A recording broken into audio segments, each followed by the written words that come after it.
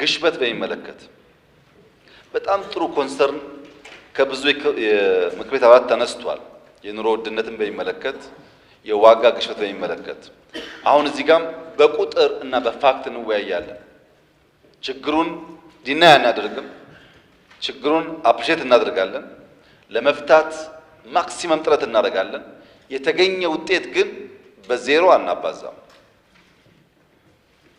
አንደኛ የዋጋ ግሽበት ኢትዮጵያ ውስጥ የሚያባብሰው የፍላጎትና አቅርቦት መራራቅ ነው። መለያየት አለ፣ መራራቅ። ያን ለመፍታት ምርት እናሳድጋል። ቅድም በግብርና እንዳነሳሁት፣ በኢንዱስትሪ እንዳነሳሁት ምርታማነት ኢትዮጵያ ውስጥ በከፍተኛ ደረጃ እያደገ ነው። ሁለተኛው ምክንያት የገቢ ማነስ ነው። ሰው ያለው ገቢ በጣም ውስን ስለሆነ ለማውጣት የሚገደድባቸው ዋና ዋና አስገዳጅ ኤሪያዎች ካለው ገቢ ጋር አይመጣጠኑም። ገቢ ማሳደግ ያስፈልጋል። ለዚህ ነው አምናም ዘንድሮም ደሞዝ የጨመር ነው። በየዓመት ደሞዝ መጨመር እኮ አይቻልም፣ አይታሰብም። ገቢው በጣም አነስተኛ ስለሆነ ደሞዛውን በቂ ነው ወይ? አይደለም።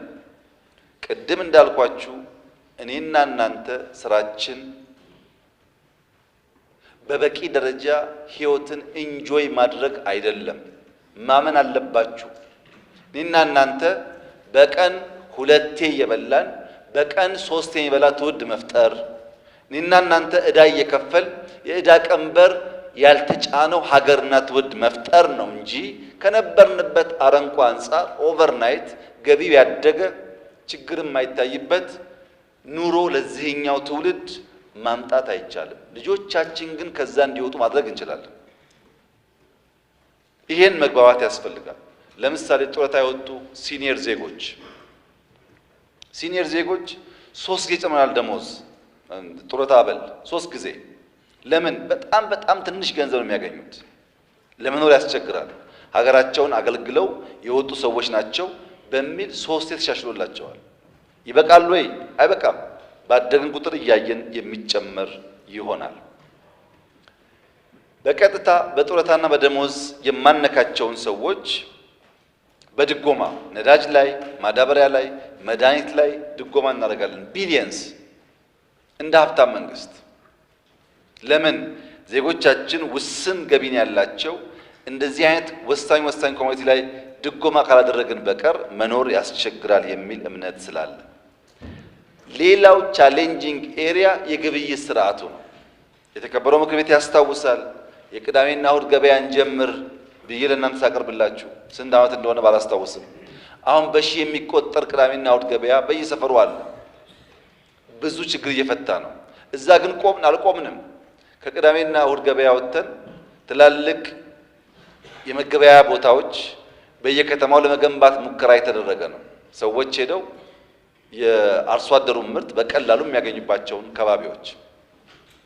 ከዚያ በተጨማሪ የዛሬ 6 ወር የጀመርነው ዘመን ገበያ የሚባለው በቴሌኮም የተሰራው ቨርቹዋሊ የሚያገበያየው የገበያ ስርዓት ዛሬ በ6 ወር ጊዜ ውስጥ 464 ነጋዴዎች ይሳተፉበታል። ምን ማለት ነው? 464 ሱቆች አሉት ማለት ነው። ቨርቹዋሊ የቀረበው ኮሞዲቲስ ከ18000 በላይ የሚሸጡ ጉዳዮች ኦንላይን አሉ።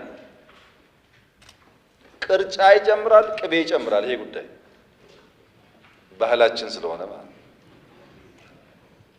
አዲስ አበባ ብቻ ሳይሆን ከሞላ ጎደል በሁሉም ከተሞች ይሰራል። 6 ወር ነው። አስቡ 6 ዓመት ሲሆን የት እንደሚደርስ። የእሁድ ገበያ እንደ ዋዛ ጀመርን፣ በሺዎች ደረሰ። በየሜዳ ከምንሰጣ ቦታ እና በጅለታል መስራት ጀመር። በዚያ ከምንቆም ቴክኖሎጂ እንጠቀማል። እሱም እድገቱ በጣም ተስፋ የሚሰጥ ነው። የግብይት ስርዓቱ የራሱ ፋይዳ ስላለው ለግሽበት ማለት ነው። ሌላው የበጀት አስተዳደር ነው። ቅድም እንዳነሳሁት ከዚህ ቀደም የነበረ ሁኔታ ዴፊሲት ሲኖር ከናሽናል ባንክ እንበደራለን፣ ብር ይታተማል፣ እሱ ገበያ ውስጥ ይረጫል። የራሱ የሆነ ኔጋቲቭ ኢምፓክት ነበረው።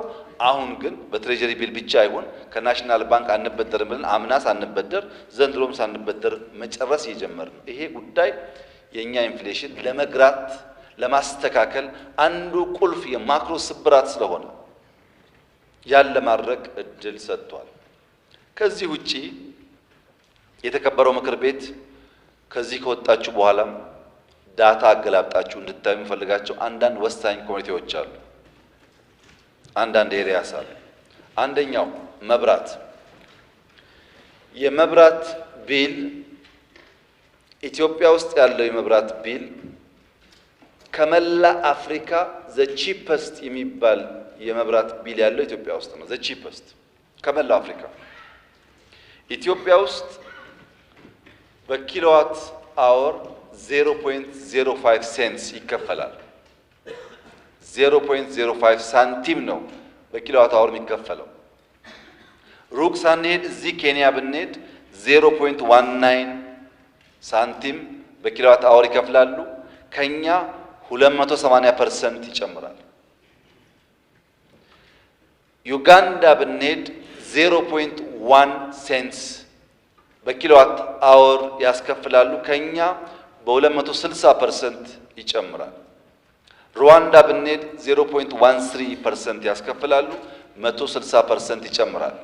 እነዚህ ሻል ሻል ያሉት ናቸው። በዚሁ አካባቢ 500 እጥፍ ይበልጣል። ትቼው ነው እሱ እንዳታው። መብራት በሃውስሆልድ ሌቭል ለዜጎቻችን the cheapest የምናቀርብ ሀገር ነን። ይሄ ለኢንፍሌሽን ቀጥታ ትርጉም አለው። ሁለተኛ ውሃ በሃውስሆልድ ሌቭል ኢትዮጵያ በሜትር ኪዩብ 0.32 ሳንቲም ታስከፍላለች ለውሃ። ናይጄሪያ ብትሄዱ 0.65 ነው። የኛ 0.32 ነው። የናይጄሪያ 0.65 ነው። ከእጥፍ በላይ ማለት ነው። ኬንያ ብትሄዱ 1.15 ነው የሚያስከፍሉት፣ ከአራት እጥፍ በላይ ማለት ነው። ሳውዝ አፍሪካ ብትሄዱ 2.4 ሴንትስ ያስከፍላሉ። የኛ 0.3፣ የደቡብ አፍሪካ 2.4። ዲፈረንሱን ተመልከቱት። ውሃ በማቅረብም ቺፐስት ነው ኢትዮጵያ ውስጥ ያለው። በቂ ነው ወይ? የጥራት ችግር የለበትም ወይ? አይቆራረጥም ወይ ብለን ጥያቄ ማንሳት እንችላለን። በዋጋ ደረጃ ግን ቺፐስት ነው። ኤሌክትሪክ እንዲቆራረጥ ከሚያደርገው ነገር አንዱ የትራንስሚሽን ላይን ማርጀት ፕሮፐርሊ ያለመስራት፣ በየከተማ የምታዩት የሽቦ ድር፣ እሱን ለመቀየር ነው ኮሪደር የመጣው። እነዚያ ስራዎች ሲሰሩ ሎሱ እየቀነሰ የሚሄድ ከሆነ ብዙ ኢነርጂም ጥቅም ላይ ማዋል ይቻላል። ውሃም እንደዚሁ ነው።